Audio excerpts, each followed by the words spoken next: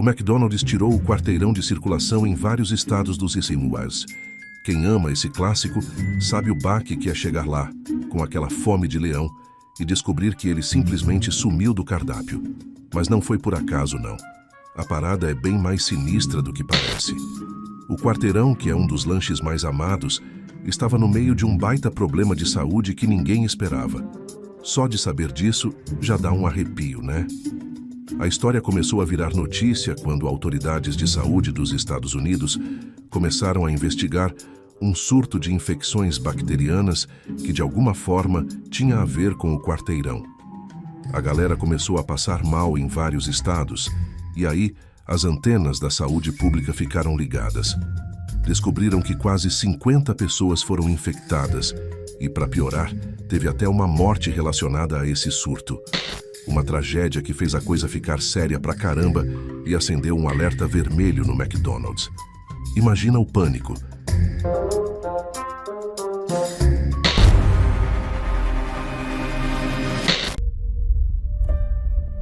As autoridades de saúde começaram a correr atrás de respostas, investigando qual ingrediente do quarteirão poderia estar causando tanto estrago. Afinal, não dava para deixar a galera comendo algo que podia fazer tão mal, né? No meio dessa investigação, o McDonald's decidiu agir rápido e deu um corte nos ingredientes suspeitos. Eles pararam de usar cebolas em tiras e os hambúrgueres específicos que eram usados nos Quarter Pounders, mas deixaram as cebolas em cubos e outros tipos de carne na jogada. Agora, você deve estar se perguntando: como uma simples cebola ou um hambúrguer pode causar tanto problema assim? O lance é que a bactéria responsável pelo surto é a famigerada E. coli, ou Escherichia coli, que vive nos intestinos de humanos e animais de sangue quente. Normalmente ela não faz mal, mas existem alguns tipos que são verdadeiros pesadelos. No caso do surto do quarteirão, a culpada foi a E. coli 157H7, uma das piores espécies que existem, capaz de causar uma intoxicação que deixa qualquer um de cama. E aí, a situação ficou ainda mais complicada.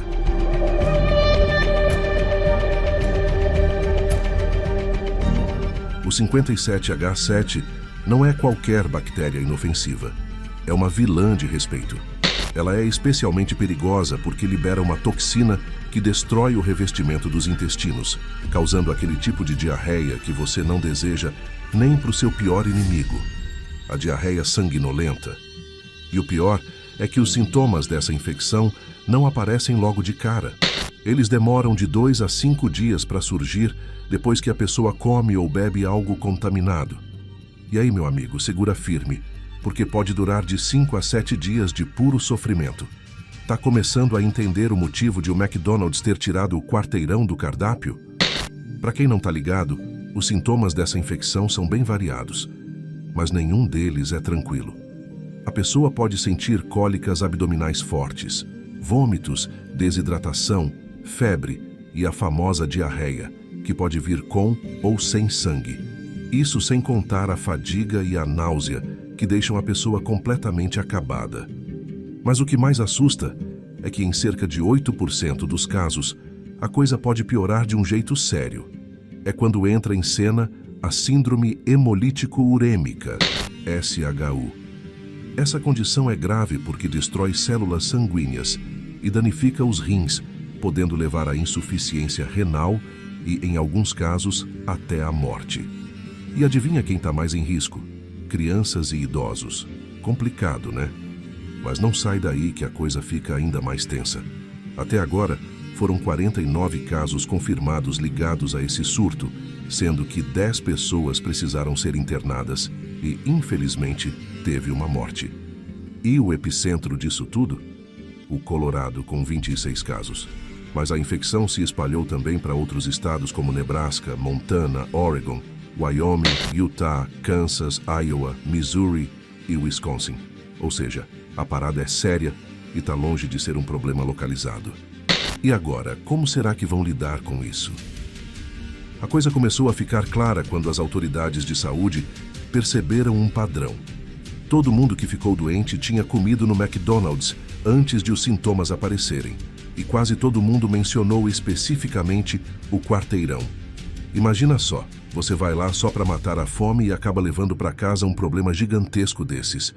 E foi aí que as investigações apontaram um suspeito: as cebolas fatiadas que eles usam nos hambúrgueres. Elas eram uma provável fonte de contaminação. Mas os investigadores não pararam por aí, não. Eles também começaram a olhar de perto os hambúrgueres de carne, que são outra rota comum para essa bactéria maligna. Parece que o mistério está começando a ser desvendado. Mas será que é só isso? Para tentar resolver o problema, o McDonald's tomou uma decisão radical e parou de usar cebolas fatiadas e os hambúrgueres específicos do quarteirão em vários estados. Eles não queriam arriscar e resolveram cortar o mal pela raiz, literalmente no caso das cebolas. Só para você entender, esses hambúrgueres de carne são exclusivos do quarteirão. E as cebolas frescas em tiras também. Ou seja, outros lanches do menu não estavam sendo afetados por esse problema.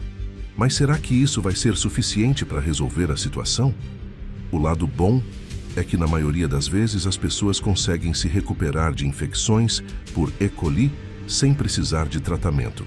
Mas os casos mais graves, especialmente aqueles que evoluem para síndrome hemolítico-urêmica, exigem cuidados hospitalares. E quando isso acontece, não é brincadeira. Então, se está todo mundo tentando entender como essa bactéria acabou no quarteirão, imagina o trabalho que vai dar para resolver essa confusão. Será que o McDonald's vai conseguir voltar ao normal e recuperar a confiança da galera?